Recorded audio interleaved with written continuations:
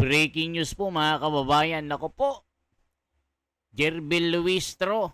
Nako po, nanginginig po dito mga kababayan. Nanginginig kay Sara.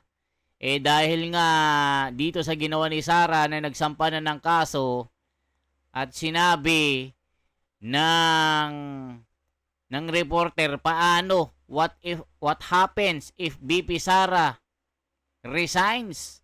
Magre-resign kaya si Sara? Paano kung si Sara ay maging presidente? Anong gagawin mo, Luistro, De Lima, Trillanes at mga congressman na nagsusulong na ma-impeach si Sara Duterte? At dito po mga kababayan, si Trillanes lagot. Mukhang sasampahan itong si Trillanes ang kaso. Kasi nga umamin po na isa po na primary person itong si Trillanes na nag-facilitate kung paano madala si Tatay Digong sa ICC. Siya po ang nag-asikaso sa ICC investigator. Siya lahat nagdala ng mga biktima di umano na magiging ebidensya nila sa ICC. So ngayon mga kababayan, tila tumutugma ang salaysay ng mga Marines dahil sa $2 million na ito na di umano ay binigay kay Trillanes at ibinigay sa ICC. Halaka mga kababayan ko. So ngayon mga kababayan, pakinggan po natin itong si Luistro. Nako mga kababayan, sa comment kasi natatakot si Luistro. Halaka nanggi. Kasi syempre may banat na si Sara confident na confident si Sara. Pati yung kanyang abogado na si Panelo. Talagang bakbakan ito, bloodbath na. Halaka mga kababayan, yari na. Ito po, pakinggan po natin. Mamaya papakita natin si Trillanes paano umamin ito. By the way, as we were watching the proceedings, there was a lot of, back and forth between Congressman Rufus Rodriguez and the rest of the members of the House committee. What did you think about his observation, sort of delineating the personality of the Vice President as DepEd and the personality of the Vice President as Vice President? Nagulat ho ba kayo na may ganong klaseng pagbasa si Congressman Rufus Rodriguez? I anticipated that. Oh, you did? I anticipated that because that's part of our discussions already when we were preparing for trial in the Senate, no? Actually, Congressman Rufus Rodriguez's question is whether or not the Justice Committee has jurisdiction over those offenses which were committed by the Vice President in her capacity as DepEd Secretary, considering that DepEd Secretary is not part of the impeachable officials as enumerated in the Supreme Court. Well, he's correct about that, na hindi siya kasama din sa impeachable offenses, no? But we must look into the value of the argument as well of Congressman Benny Abante, no? I appreciate his analogy as very illustrative of the argument which he wants to drive at. Wait lang mga kababayan, di ba? Itong si Benny Abante, nagbida-bida po sa impeachment ni Sara Duterte. Nasabi niya hindi daw namumulitika. Pananagutan daw sa taong bayan dahil si Sara ay nagnakaw. Tignan nyo itong si Benny Abante, ayon sa salaysay ng mga Marines, na isa ring tumanggap ng mali-malitang nakakubra ng mga pera. Nakasama po nila Erwin Tulfo, Tito Soto, Loren Legarda at marami pa na mga congressman na yung 53 na bumoto ng yes para sabihing sufficient in substance. May ebidensya daw na matibay para i-impeach si Sara. Kasama rin si De Lima dito na allegedly na nakakubra ng mali-malitang bag. So ngayon mga kababayan, yung pasabog ni Sara, abay may isa pa pala siyang kakasuhan. Sino kaya ito mga kababayan? Trillanes ba? Si De Lima ba? Kasi itong si Madriaga, given ng kakasuhan niya, meron pa siyang isang kakasuhan. Halaka, mga kababayan ko, yari na. Kaya pala ayaw nilang paimbestigahan itong 18 na Marines na ito. Gaya ni Tito Soto. Itong best friend niya na si Lacson, ayaw niyang paimbestigahan kasi nga sabi nila, hindi naman daw totoo. Halaka ka, halaka, ngani. Ngani Lacson, ano na? Kasi ayaw mong mabulgar. Itong mga kasama mo sa mga congressman. Magkano bang pinakinabangan mo? Sino bang nagpopondo bossing mo? Halaka. Yari ang mga komento dito mga kababayan. Binabanatan si Lacson.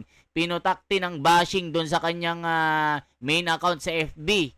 Binabanatan itong si Lacson na tila binansagang The Lion King, the protector of the bossing. Mga kababayan ko, tuloy pa natin. He illustrated this by saying that he has his right hand and he has his left hand, no? But indeed, isang utak lang ang nagpapatakbo dyan at isang tao lang ang nagpe-perform yan, no? So, applying by analogy, this manifestation of the Honorable Benny Abante, what he meant to say was, you might be the vice president and the deputy secretary as well, but the thing is, you are just one public official and your personality is indivisible, no? And this was augmented by Congressman Joel Chua, saying that the reason why she was appointed as deputy secretary is because of her becoming the vice president. And as a matter of fact, she did not went through the process of confirmation and the Wait lang mga kababayan, isa rin yan. Itong si sa Manila, yung congressman dyan na binuljak ni Mayor Isko na nakakulimbat din ng mali-malitang pera na ayon sa salaysay ng mga Marines. Isa rin itong si Chua, mga kababayan. So nakita nyo kung sino yung mga kabilang sa 53 na umuusig kay Sara Duterte. Sila po yan. Yung nag-iisang bumoto ng no ay si Suntay, na talagang nag-iisa lang mga kababayan na lumaban po. Ipinaglaban si Sara. Sila lang ito, mga kababayan ko, para mawala si Sara sa kanilang landas, para manatili sila sa kanilang ginagawang pangungurakot sa pera ng bayan. Nako po, mga kababayan ko. Kailangan talaga ng isang Sara Duterte para sa kamay na bakal para makabawi naman tayo sa ginagawa ng mga drobong ito. Grabe, yan ay sinasabi ng mga komento. The reason again is because she is the vice president. So these are the arguments that were exchanged yesterday. I think they are equally worthy, no?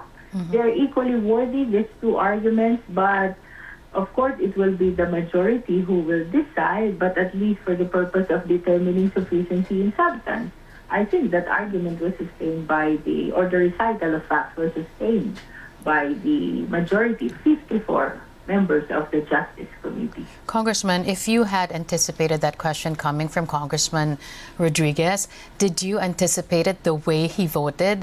That in the end, he voted for the sufficiency and substance of the complaints. Go ahead. Well, I was actually surprised by his vote, no, because it appears that he was consistently manifested against the sufficiency in substance of two impeachment complaints. Although at the end of the deliberation, right before we vote, he was manifesting that he was in favor of at least two of the grounds, Correct. but he is not in favor of the four of the grounds. But you've seen the hearing, no? What was prominent was his manifestations against the sufficiency in substance. So, Kita nyo mga kababayan, sufficient in substance daw. Meron daw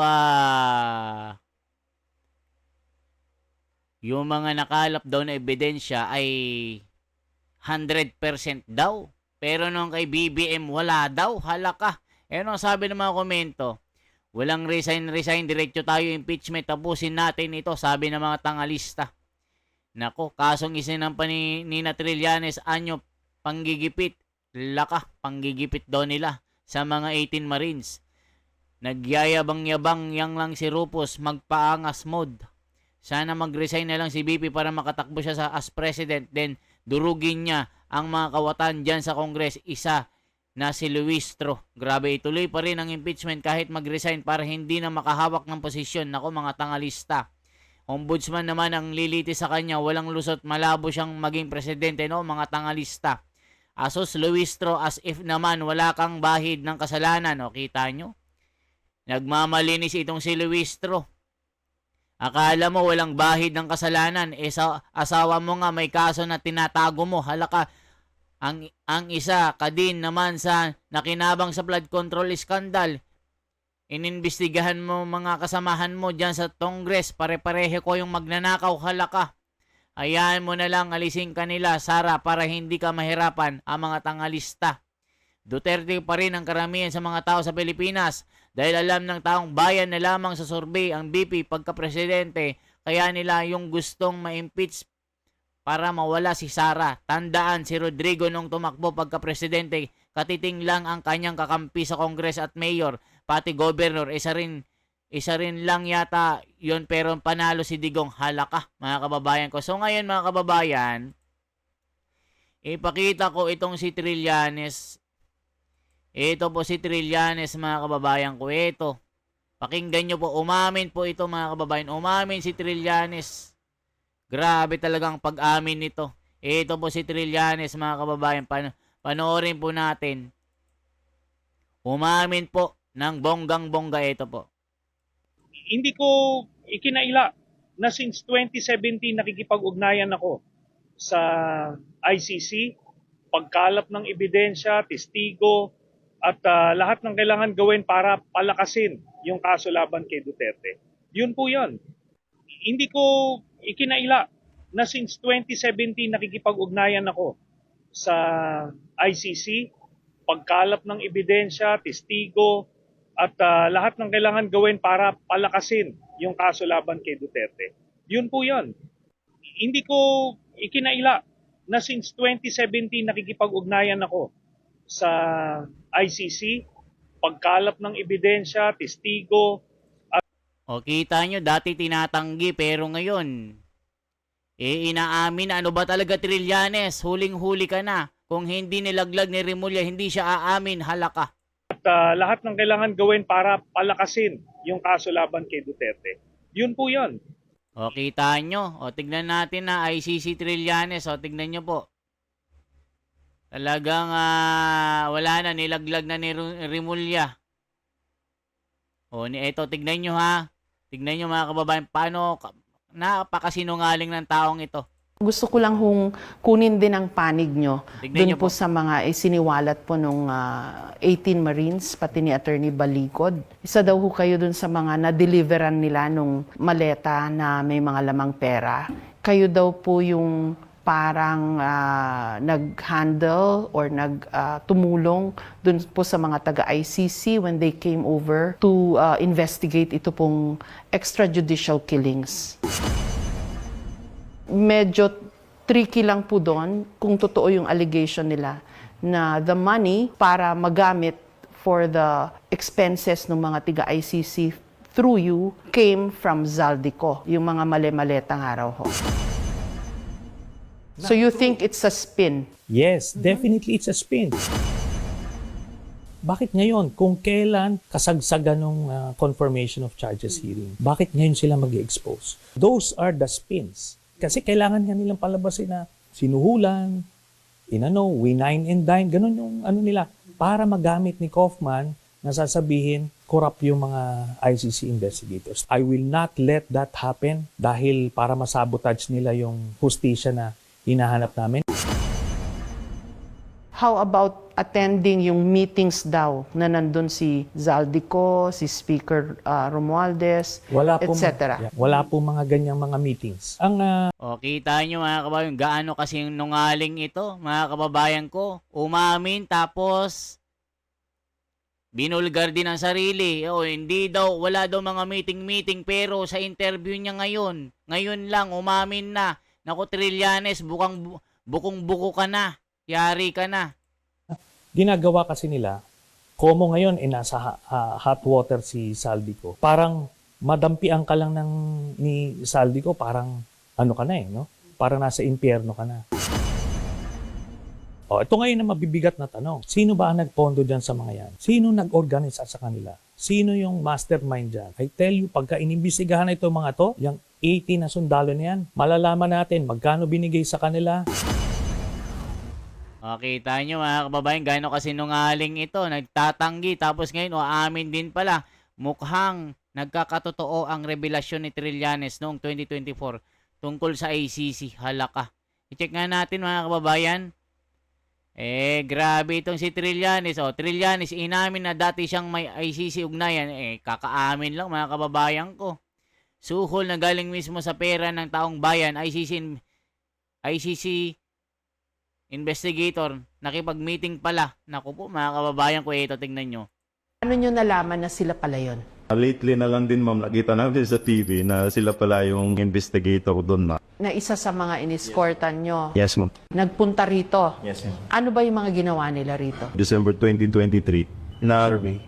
Ocular muna sila ma'am Inikot muna nila yung buong Manila Then nakipag-meeting sila at kay ST po. Code name po yan ni Sunny Trillanes. Then pumunta po ng townhouse. Nakipag-meeting din po siya doon kay boss po tsaka kay dating speaker. Pagkatapos na nun ma'am, umuwi muna sila. Then bumalik sila 2024. Belnard, ikaw yung kasama nung nag-escort ng mga ICC, tama Yes, ba? narinig ko po na parang may paghandaan sila na pagbibigyan ng dollar. Sino raw? Ang narinig ko, ICC. Paano mo nadugtong si Trillanes doon? Kami po yung nagsundo ng ICC sa Terminal 3. Then, ang direct contact po namin is si Senator Trillanes po. Codename niya is T. Nakita mo ba si Senator Trillanes? Yes po, nakita ko rin po. Na anong ginagawa? Nagmi-meeting po sila.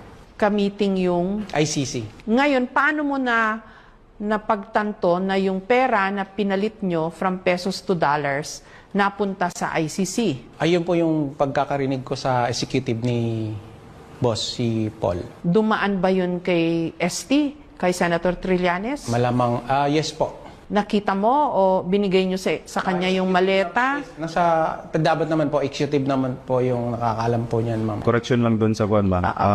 Foreigners po yung una naming narinig. Kalaunan, laman namin. ICC investigation. Kita nyo mga kababayan, tignan nyo itong pag-amin ni Boying Rimulya. Boying Rimulya umamin, ICC. Kung hindi umamin itong si Boying Rimulya, hindi aamin si Trillanes. Tignan nyo po mga kababayan Salu-salungat. Nagtatrabaho yan on their own Hanggang ngayon, wala pa rin akong kontak sa ICC. A few moments later. Kayo raw ay nakipagpulong kay Senator Trillanes, General Nick Torre, para daw po with the ICC investigators. Totoo po ba yun? Sa bahay niyo raw po sa Bel Air, Makati. Totoo yun. Kita nyo, totoo daw. Pero nung nakaraan, a few moments later, mga kababayan, tumanggi itong si Boying Rimulya na hindi pa daw siya nakikipag-usap sa ICC, pero naka umamin. Si Trillanes, si tinatanggi, nung inilaglag ni Boying Rimulya, ayun, nagkasundo na sila na aminin na. Tignan nyo po. Nag-usap ako sa Trillanes, pinakilala niya sa akin yung ICC, yung ibang dalawang personal na ICC. Nagtatrabaho yan. Kita nyo, salu-salungat na sila, mga kababayan ko. Kayo na humusga dito. Anong masasabi nyo, mga kababayan ko, na nag-away-away na sila? Ibig sabihin, 100% na may katotohanan itong sinasabi ng ICC na lahat ng mga pagdi-deliver mula kay BBM sa Poowai, sa Ilocos, ng 805 billion, may katotohanan. Na ayon naman kay Ping Lacson, wala daw siyang nakikita na totoo ito. Na ayon sa kanyang mathematical na simbolo ng mga calculation, dapat hanggang ngayon ay nagdi-deliver pa ng pera dahil sa sobrang dami ito na tunay-tunelada. Kaya nasasabi niya, ay nako, chismis lang yan. Huwag nang imbestigahan kasi gagamitin lang ang Senado na magiging bulagaan. Kayo nga ang bulagaan dyan ni Tito Soto, Ping Lacson, kayo ni Erwin Tulfo na bending dalo. Ngayon, na bistado na kayo. O tignan nyo, salu-salungat na yung mga sinasabi, tas sasabihin mo pa na yung insekto daw hindi pwedeng ayun sinabi niya. Meron siyang sinabi dito, yung insekto hindi pwedeng pumunta sa summer-winter. Mahirap daw paliwanagan ito. Ano yun, akala mo sa amin, hindi nakakaintindi? Ano akala mo kay Marcoleta? Ano akala mo sa Iglesia ni Cristo, hindi nakakaintindi? Kasi nga ayaw mo nga lang paimbestigahan ito kasi nga alam namin na sa isip namin na talagang ikaw yung The Lion King, the Tapal King, the protector na mga bossing. Grabe talaga mga kababayan ko. Mabibisit ka na lang sa mga ito Sir Mila, I was surprised really upon seeing him raising his hand when I called the vote in the affirmative for the sufficiency in substance. O, kita nyo mga kababayan ko. Talagang target talaga nila si Sara Duterte para hindi maging Pangulo sa 2028. Pero mga kababayan, huwag po tayong mawawalan ng pag-asa. Kasi pag si Sara nagawa ng mga kalaban na pa-impeach siya, mawala siya, at hindi siya maging Pangulo, naku mga kababayan, mababang korote ang Pilipinas. Kita nyo naman ngayon mga kababayan, yung mga kurakot na ito, nakakabili ng private jet, pero yung eroplano na ipapauwi, sasakyan ng mga Pilipino, wala silang maiuwing mga Pilipino. Kabaliktaran sa ginawa ni Tatay Digong, inutusan niya ang Cebu Pacific at Philippine Airlines na pauwiin lahat ng mga Pilipino dyan para sa repatriation nila, para sa iwasan ng digmaan dyan sa Middle East. O ngayon, anong ginagawa? Wala. Magtipid tayo ng kuryente, tataas na ang nakakalungkot kasi yung remittance sa mga OFW mababawasan. O yan pang iniisip ng mga kupal.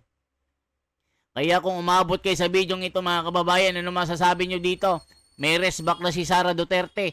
Nangingilabot na sila, kinikilabutan na takot na sila kay Sara Duterte dito. This is the Wonders Philippines mga kababayan. Mag-pray po tayo, manalangin po tayo na mapapanagot ang mga buhayang ito. Grabe talaga. For transparency, for a better democracy, mabuhay po.